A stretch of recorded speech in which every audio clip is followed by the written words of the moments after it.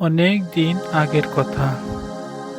বহু দূর ছিল এক স্বপ্নপুরী, যেখানে পরীরা এসে মানুষের সঙ্গে কথা বলতো, পাখি ও মাছেরাও কথা বলতো।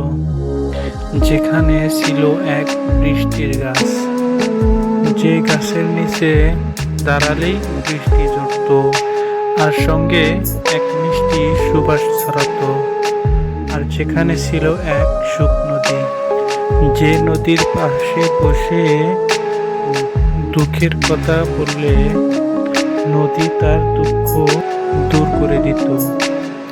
সেই নদীর পাশেই ছিল একটা গ্রাম, আর সেই গ্রামে এক সিন্ড্রেলা নামের এক মেয়ে থাকতো। সবাই ওকে খুব আদর করত আর নিজের ঘরে ডেকে নিয়ে খাওয়াতো। সে যেন এক খুব মিষ্টি লক্ষ্মী মেয়ে। সারাদিন ঘুরতো আর প্রজাপতির সাথে খেলতো, বনের পাখিদের সাথে গান গাইতো।